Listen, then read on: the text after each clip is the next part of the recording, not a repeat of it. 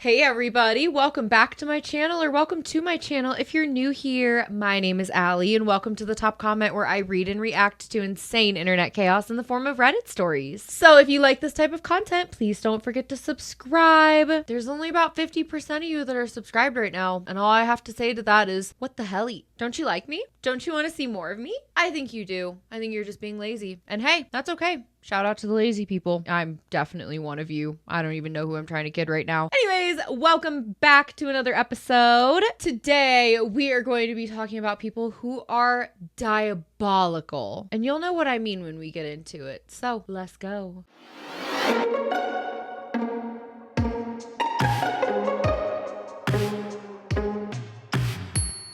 All right, story number one, coming from Am I the A-Hole? It says, am I the a-hole for loading kids up on sugar at my 6-year-old son's birthday party when the other parents just dropped their kids off and left? This past weekend, we hosted a birthday party for my son, age 6. Standard setup, park location, party games, balloons, snacks, cake, etc. We had some cookies, lollipops, and drinks available, water, juice, and yes, Coca-Cola. Pretty normal stuff for a kid's party, nothing too extreme. Here's the thing though, most parents just dropped their kids off and left. Some didn't even say hi or check in, just handed the kid over and took off. Again, I don't mind hosting, but if you're not going to stay, I would assume you would trust what's on offer. Why would you just drop your 6-year-old kid off and not stay? Isn't that like a little too young to just kind of be left in the hands of other people's parents? I mean, I'm not a parent, so I have no idea, but comment below, would you just dump your 6-year-old kid off somewhere like this? Now, a couple of those same parents are apparently complaining that we loaded their kids with sugar and gave them Coke. One mom said her kid was literally bouncing off the walls and that we were irresponsible, says the people who left their 6-year-old kids at somebody else's house, trusting for them to just successfully watch over the kid. 6 seems really young to me. But here's what gets me. Every kid who was offered Coca-Cola said they were allowed to have it. Okay, now you're a dumbass for trusting what a 6-year-old says. Not one mentioned any restrictions, allergies, or preferences. Again, buddy, they're 6. Ugh. Meanwhile, my own son doesn't like fizzy drinks or juice. He only drinks water or milk. So it's not like I was pushing anything on him or anyone else. The food and drinks were just there as a help yourself style buffet. If someone had mentioned their kid wasn't allowed to drink soda, I would have absolutely respected that, but I can't read minds. And if you don't stay at the party or say a word about dietary restrictions, can you really be upset afterwards? So am I the a-hole for not micromanaging what the other kids ate and drank at a party where their own parents weren't even present? No, you're not an a-hole, but why are you trying to trust 6-year-old little kids? If you're gonna hand a kid a cookie and say, here's a cookie, do you really think that their little brain is gonna sit there and say, no, I can't have that? No, especially if their parents are gone, they're gonna look at you and be like, this is fine. I do this all the time. But in terms of if you're an a-hole for loading them up with sugar and then sending them home, nope. I think that's karma well deserved for these parents. I think what they did is irresponsible. Comment below. Would you leave your 6-year-old kid? Would you trust that they would turn down a soft drink if it was offered and they saw everybody else doing it? Peer pressure starts from a young age. But no, you're not the a-hole. And this is really funny. This is totally karma for these parents. Like, be responsible for the lives you bring into this world. Please. The top comment says, it's actually your responsibility to load the kids up with sugar and send them home feral. And that has 12,000 upvotes. I agree. They're only a kid once, unless it's like a major allergy. And in that case, I would imagine the parents would probably tell you ahead of time. And if not, that's massively irresponsible on the parents' end, for sure. Someone responds to the top comment and says, exactly this. That's the entire point of a kid's birthday party. And then someone else says, yup, you have to suffer through entertaining a bunch of snot-nosed little scoundrels. It's your sweet revenge at the end of it. It does feel like sweet revenge. You did a good job. I think karma would be proud of you. Someone else says, not the a-hole. If parents leave without instructions, they are assuming their child has a personal responsibility for their own rules. Not your fault if the child didn't do this, or I'm assuming was too young to be left with this responsibility from their parents. They're 6. Oh my God. Imagine leaving a tiny little child like that in charge of their own destiny for the day. Of course they're going to come home all messed up and high off their rocker on sugar. But hey, at least you know it'll be easy for the parents once that sugar crash happens and that kid is out like a light for the rest of the night. Easy peasy. I say you did them a favor. The last comment says, not the a-hole. This was a standard birthday party when I was a kid. Parents could have stuck around or told you not to give the kids soda if they really cared that much. It sounds like they're just finding something to complain about at this point. But what you did was absolutely diabolical, and I'm low-key kind of here for it. I think play stupid games, win stupid prizes. The next one we're going to read comes from Petty Revenge, and it says, my competitive friend was always insulting my wine, so I tricked him into sampling and insulting his own. During the pandemic, I started making wines, beers, and meads for all of my friends. At the time, we lived in a country where it was hard to get alcohol, and due to the virus, we were all locked out of our primary supplier for over a year. Primary supplier. You make it sound like it's hard drugs, my guy. No one could get alcohol at all. So I started brewing again after a 15-year hiatus, supplying my community, so to say. Well, it really irked this guy that people would trade me things for my wines and meads. It also drove him nuts that I knew how to malt and basically make beer from feed grain. No home brew supply shops within 2,000 miles of here could do this. So at every opportunity, he was just pissing insults on my wine. And yes, it was simple country wine, but well crafted using local fruits. Clear, balanced, strong. What the hell does this say? Wapatui? What the fuck is a Wapatui? Is what we used to call it back home. Oh, okay. His wife would back him up. I always thought this was strange because I was delivering trunk loads of wine to his friends and people who would hardly even touch his wine at parties. Anyway, we were having a sampling night, which is how I met most of my people. Are you a drug dealer? Is this all code for something and I'm just not picking up on it? So in front of the whole room full of people, he just pisses insults over this wine I poured. Well, I said, you made that one. I just didn't want you to feel left out. They stayed for 5 minutes max and all shuffled out. You must not live in America because the things that were essential here, liquor stores and pot shops. Yeah, I had to work the entire pandemic. I had to sell weed to people during the entire pandemic. Yeah, I'm still bitter about it because I didn't get those stimulus checks. No, instead I had to go every day. But you must not live in America because those things were essential. So I'm curious to know where this was written. And also, this guy is giving like mafia vibes. He's giving mafia vibes right now by how he serviced his whole community. Like it's very mysterious and very like dark. And then also the way that you tricked this guy into tasting his own wine. This whole story is just a roller coaster, to say the least. The top comment says, awesome. How did the rest of the attendees respond? And OP says, well, it wasn't hard to move my product after sampling that one.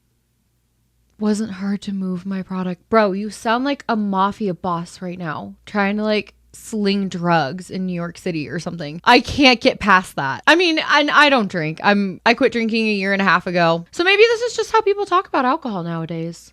I don't know. Sometimes you can't trust these Reddit stories. Sometimes you have an unreliable narrator. I don't feel like this guy's unreliable. Maybe just a little weird, though. Someone else says, not just spouting BS, but completely unable to recognize his own is just double sad. Good on you, though. There's like those wine people that go around and they like shake the glass with their pinky and then they like smell it and then they like sip it and they tell you that it tastes like, oh yes, it's giving whispers of a fine cherry locked in a French cellar during the French Revolution. Almost as if these grapes have been gossiping inside of oak barrels for the last 12 years. Someone else says, well done. Didn't sound like much of a friend to begin with. This really goes back to, again, if your friends aren't going to be happy for you and celebrate you, you don't need to be friends with them. There are 8 billion people on earth, you guys. Stop being friends with people who don't care about you. The last comment says, well, everything tastes like urine when all he's good at is pissing and moaning. Didn't even have the balls to stay through the night. Good riddance to both of them. Bye-bye. Lock him in the wine cellar with the dusty, musty grapes. This one tastes like the idea of a fruit salad. Oh, does it, Ken? Are you sure about that? I used to work at Ted's Montana Grill, and there were a lot of people that would come in for the wine like that, and I'm just like, I am gonna judge you. You know, this is my channel. This is a safe space for me to come and talk shit. So, if you're a wine connoisseur out there, what do they call them? What are the wine people called? Shout out to the wine people, but also, you guys are weird, man. I can taste the existential crisis of this blackberry from 2010. Shut the fuck up. The next story we're gonna read comes from a subreddit called Tragedy. Look how it's spelled up here. Okay, you guys have heard of like the influencers naming their kids Everly and effortlessly and perfectly, but Lee is spelled like Leigh. But you've seen influencers doing that, right? So there's a whole subreddit called Tragedy, and we're gonna get into it right now. My aunt is having a baby, and the initials just clicked. So about a week or so ago, my aunt had a baby shower. It's going to be a girl, and she announced the name, Willow. Out of curiosity, I asked for the middle name. Mind you, we have the same last name, which I'll just shorten to P. Anyways, I asked about the name, and it's Anna. I didn't give much thought to it besides contemplating it, and was going about my day, but yesterday, as I was about to fall asleep, I realized her initials are going to be WAP. I don't want to be evil, but I haven't told anyone yet. I'm hoping she'll realize on her own. If you don't know what WAP is, I don't know what to tell you. Go look it up for yourself. The top comment says, my little cousin's initials were going to be KFC. My mom pointed it out to my uncle, and he straight up said, no daughter of mine is going to be finger looking good. And then came up with a different middle name entirely. The dad really slayed for that comment. Like, let him cook. Someone else says, working in IT, and it took a minute to understand that WAP didn't mean wireless access point. I mean, it is kind of an access point. Someone else says, I knew a kid whose initials spelt ham, and no one would ever leave him alone about it once they found out. I hope the song will eventually be too old for people to remember by then. Yeah, fingers crossed. Also, people, I feel like kids in like the millennial era, maybe even like Gen Z, I feel like we were bullied for a lot of stupid stuff like that because kids didn't really have much on us. But now with half of these little kids being all up over social media, I think your initials are kind of going to be the last thing that you're gonna have to worry about being made fun of for. Someone else says, my best friend's initials are ass. I work in radiology where you put your initials on every bit of an official imaging, and I have seen them all. If it's offensive, some people just use 2 initials or X for the middle initial. Some people don't care as they are just initials. That's fair too. And I mean, maybe not everybody's a Cardi B fan, so maybe not everybody knows what WAP means. But on the off chance, I mean, I think you should at least say something to her and be like, hey, did you realize and do you know about this song? And then go from there. And if she doesn't care, oh well, her kid can change her middle name or her last name or whatever at some point. Hopefully she doesn't get bullied for it. Hopefully we can just raise a generation that doesn't bully. That would be so nice. I would love that for us, but I'm not in charge of it, so.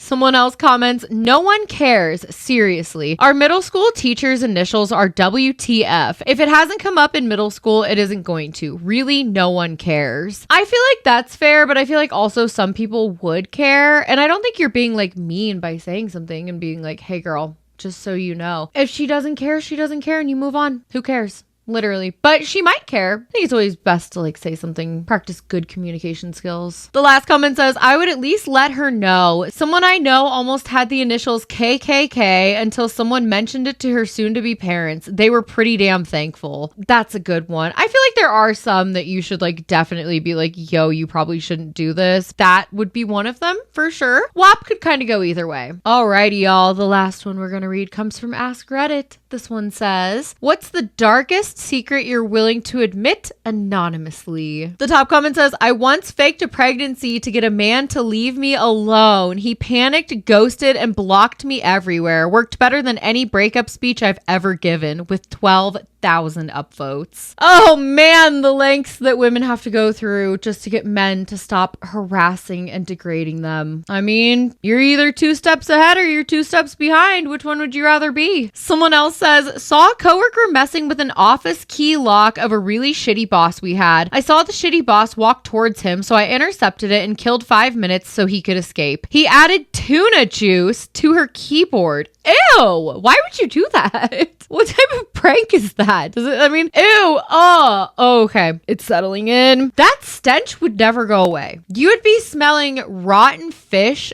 every time you went to go type. Hats off to you, whoever did this. That's actually really smart. They would never know where it was coming from. I wouldn't check my keyboard. I would like check my trash can. I would check under my desk. I would check the fridge. But my keyboard? Diabolical. Someone else says, a jerk cut me off in line while buying coffee. He paid via tap and left the counter without completing the transaction for tip. The person manning the register turned his back for a second. I subtly clicked 25% for a tip for the jerk when no one was looking. Don't rush out of a place. Just be chill. I think that was well deserved. Someone else says, sometimes when I type LOL, I'm not actually laughing out loud. What? People do that? When you type LOL, you're not sitting there. You're just sitting there like stone-faced? You're lucky it's anonymous. Someone else says, my sister, who is 4 years older than I am, drew my fire prevention poster when I was in 4th grade, and I won the grand prize in the poster competition. There was a trophy ceremony at the firehouse and everything. The girl who got the first place ribbon was in my class, and she knew I couldn't draw for shit, but she didn't say a word. I am so ashamed. You should be ashamed. You're a horrible person for that. You're gonna go to hell for that. Someone else says that my friends all scope my Reddit account and share it to gossip. I don't even know why. I still say my friends. They've been anything but. You guys, seriously. Oh, you have the perfect chance to troll them, especially if they don't know that you know. The next comment says, I'm a jacked construction worker, and sometimes, just sometimes when I'm home alone and the sunset hits right, I like to close the fridge door with my hips. That's a secret you need to take to your grave. All right, Mr. Fireman bodybuilder with the little emoji, you know, the one. Someone else says, I'm not always pooping in the stalls at work. Sometimes I'm just playing on my phone or want a moment to avoid my job. I feel like it's a rite of passage at a job you hate to go in the bathroom and do anything but poop on a break. Hit your pin, check your notifications, look at Indeed, find another job. I mean, the possibilities are really endless. And what happens in the bathroom stall stays in the bathroom stall. Someone else says, I love how these posts go from I use pre-bought cake mix and pass it off as home baked to I shot a guy dead in a Las Vegas restroom for trying to mug me. And then someone else says, Reddit's the only place where baking tips and true crime confessions can exist peacefully in the same thread and somehow make it work. I love Reddit. I love Ask Reddit especially. If you guys haven't ever just scrolled through Ask Reddit, you are totally missing out. It's a great time. I mean, these comments on this last post especially, there were some really good ones. So link is in the description. You guys should totally go check it out. But otherwise, that's all I have for you today. I love you, and I hope you enjoyed this diabolical episode. I know I sure did. I had to get my composure a good couple of times while I was reading these because some of these were just really funny. But I love you guys, and I hope you enjoyed. Leave me a blue heart in the comments below if you made it to the end of this episode. I love you. Thank you so much for your support, and I'll see you on Thursday. Bye.